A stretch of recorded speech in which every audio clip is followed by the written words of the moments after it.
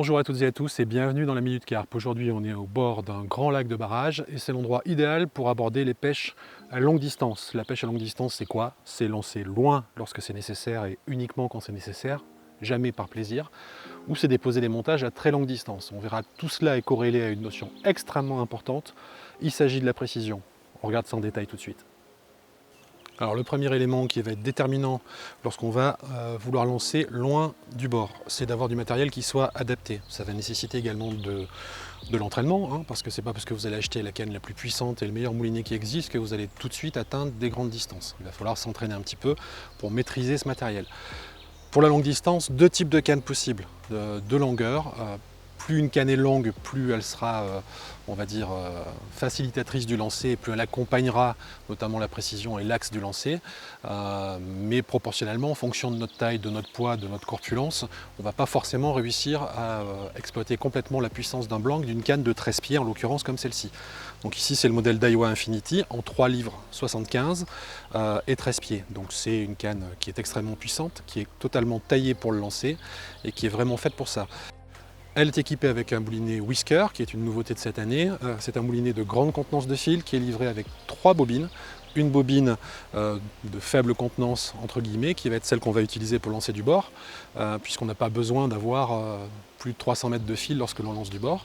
Ensuite, on aura 2 bobines avec des contenances qui vont être complètement différentes, et des contenances, une contenance intermédiaire qui correspond, on va dire, à la seconde bobine des moulinets classiques, et une bobine de très longue contenance où là on va avoir plusieurs centaines de mètres de nylon ou de tresse, d'ailleurs principalement de la tresse lorsqu'on va aller déposer des montages très très loin, notamment sur des grands lacs. Donc voilà, un couple qui est parfait, il faut un couple qui soit équilibré. Paramètre important également, le diamètre du corps de ligne que vous allez utiliser. Bien évidemment, vous vous en doutez, plus un corps de ligne va être fin, meilleure sera sa glisse et plus on va lancer loin. En contrepartie, on perdra un peu en résistance. C'est valable aussi bien pour le nylon que pour la tresse. Pour la tresse, un diamètre trop fin va entraîner une moins bonne résistance à l'abrasion et donc une usure qui sera plus rapide avec les conséquences qu'on peut imaginer. Donc là, personnellement, il s'agit de pêcher à longue distance, mais pêcher à longue distance en conditions réelles de pêche. Donc on ne va pas descendre sur des nylons en 20 centièmes. Ça serait une aberration, ça servirait absolument à rien. Donc moi je suis sur, on va dire, un compromis, un nylon en 33 centièmes, l'Infinity Duo, qui se lance très bien et qui est le nylon avec lequel je pêche la plupart du temps. Voilà pour ce type de couple canne-moulinet. Deuxième possibilité, en fonction de sa corpulence toujours, les cannes de 12 pieds. Ici il s'agit du modèle emblème, toujours de chez Daiwa, en 12 pieds et en 3 livres et demi, qui est équipé du moulinet du même nom, donc l'emblème, en l'occurrence l'emblème DOT qu'on reconnaît à sa bobine dorée. Voilà, avec une contenance tout à fait satisfaisante de fil qui va permettre de parer à toutes les situations. Une canne de 12 pieds sera un peu plus facile à exploiter en fonction de sa taille. Moi j'ai plutôt une corpulence de rugbyman, donc les deux me vont plutôt bien, mais ça ne sert à rien de prendre une canne surpuissante et très longue. Si on n'arrive pas à l'exploiter, il vaut mieux à la limite pêcher avec une 12 pieds, voire avec une 10 pieds, même si les cannes courtes ne sont pas réellement faites pour lancer. Donc voilà un couple parfaitement adapté et un couple, je vous l'ai déjà dit dans pas mal de vidéos, 12 pieds, 3 livres et demi, c'est la canne passe partout. Et dans les situations de pêche à longue distance, et notamment lorsqu'on va déposer, l'avantage d'avoir une 12 pieds et une canne plus courte, c'est qu'elle sera plus maniable lorsqu'on va l'utiliser sur un pneumatique ou sur une barque.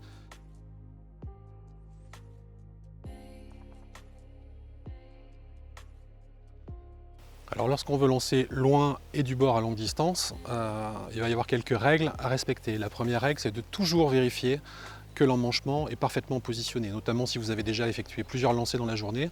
Ça peut avoir pris un peu de jeu et bon, il y a un vrai risque de casse si on fait un lancer très appuyé. Donc toujours vérifier l'alignement des anneaux pour gagner en distance et en glisse du corps de ligne et l'emmanchement. Le deuxième paramètre, ça va être le mouvement que l'on va utiliser. Donc, voilà, vous allez tenir votre canne exactement de la même façon que d'habitude, il n'y a aucun souci. Là, je n'ai pas mis le nylon, c'est simplement pour vous montrer un petit peu la gestuelle. Et au niveau de la gestuelle, il faut respecter un point important, ça va être de toujours arrêter son mouvement relativement en hauteur. Ne jamais avoir le sion qui va descendre vers le bas. Le risque, c'est déjà de taper, alors dans l'eau, c'est pas grave, mais taper au sol éventuellement, ça peut être un vrai problème. Et partir, on va dire, sur un mouvement qui va partir de, allez, on va dire à midi 10 à midi 10, midi moins le quart. Vous voyez ce mouvement-là, avec toujours le bras au-dessus de la tête, le bras gauche qui est celui qui sert de balancier, qui va donner la puissance, voilà, qui va tenir le bout du pommeau de manière assez ferme, et c'est lui qui finalement va donner cette vitesse. Voilà. Et vous voyez que le mouvement doit s'arrêter en tension du bras, et essayer de bouger le moins possible. Et une canne qui est une bonne lanceuse est une canne qui va avoir de la rigidité dans son blanc également. Les cannes qui sont extrêmement paraboliques vont avoir tendance à être un petit peu nouilles, passez-moi l'expression, et ce mouvement de flottement va provoquer de la friction au niveau du nylon, alors qu'une canne très rapide qui fouette et qui se redresse va être une bien meilleure lanceuse, et c'est particulièrement le cas de ce modèle-là.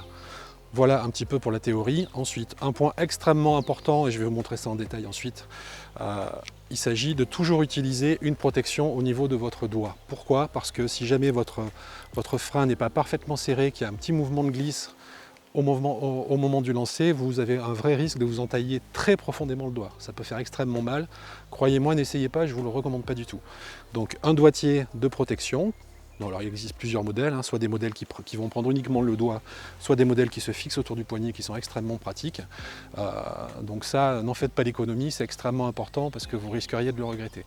Voilà, donc ce mouvement-là, la protection du doigt, ce mouvement de balancier, voilà, c'est les premières règles de base. Et maintenant, on va voir en image un petit peu comment fouetter le mieux possible, et le mouvement du reste du corps, et notamment le mouvement du pied gauche, qui est celui qui va servir vraiment à la fois d'appui et qui va nous permettre d'être le plus précis possible.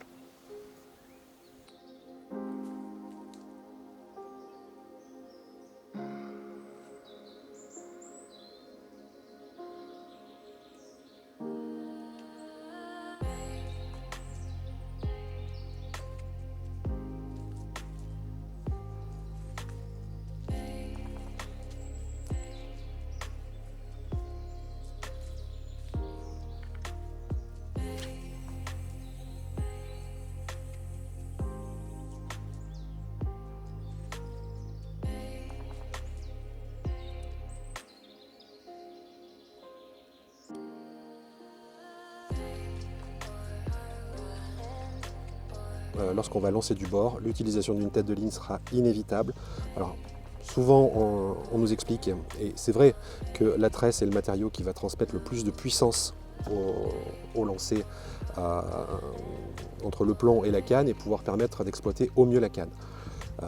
Quand on va pêcher en situation réelle, la tresse en tête de ligne, c'est pas forcément l'idéal. Donc si on a le choix, il est quand même préférable d'utiliser un gros nylon qui résistera de plus bien mieux à l'abrasion. Voilà, il y a une différence toujours entre la théorie de la distance de lancer maximale et puis sa mise en pratique dans des situations de pêche réelle.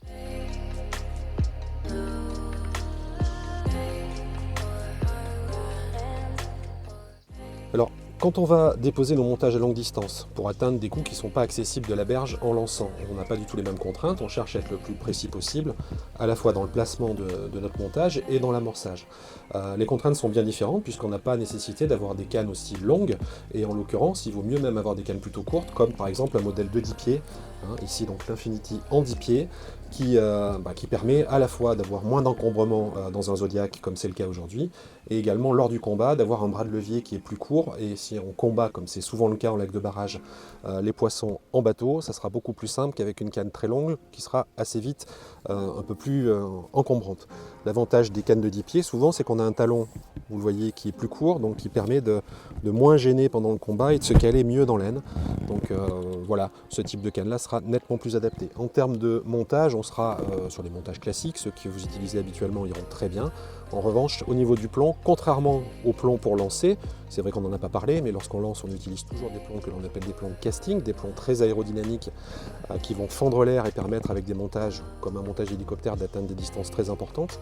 Quand on dépose le montage, ce n'est pas du tout les mêmes contraintes, encore une fois. On va être amené à pêcher dans des pentes et à avoir besoin d'un plomb à la fois très lourd et relativement plat et avec un bon grip, voilà, qui permettra au montage de rester en place, y compris à longue distance, puisque même dans les lacs, on peut avoir parfois des effets de courant dans le fond, qui font que ça tire un peu sur la bannière, aussi un peu plus sur la tresse que sur le nylon, et qui pourrait faire bouger le plomb. Donc là, on va être sur des plombs aux alentours de 250 grammes, et encore une fois, on peut également utiliser plutôt un lest, un caillou qu'on ficellera avec un petit élastique et qui remplacera avantageusement le plomb. Un point extrêmement important, quand on pêche à longue distance, que ce soit du bord ou que ce soit à déposer, Il faut toujours le faire dans le respect absolu des autres pêcheurs. Par exemple, aujourd'hui, il n'y a pas de pêcheurs de carnassiers. La zone sur laquelle je suis est interdite aux navigations avec des moteurs thermiques. Donc je sais que je vais embêter personne. Si jamais je vois que certains pêcheurs veulent pratiquer leur loisir et que je les gêne en tirant des centaines de mètres de tresse, je vais m'abstenir tout simplement, ou alors le pratiquer sur des périodes de fermeture de la pêche du carnassier, ou déposer mes montages uniquement vraiment à la tombée de la nuit et les relever au jour pour ne gêner personne. Voilà. Pensez toujours aux autres, c'est extrêmement important. Il en va aussi de l'image des carpistes et elle en a parfois bien besoin. Moi je vous dis à très bientôt pour de nouvelles aventures de la Minute Carpe. D'ici là, bonne déroule à tous et la prochaine fois, normalement, on va se retrouver sur des pêches de courte distance et des pêches en stalking. A très vite.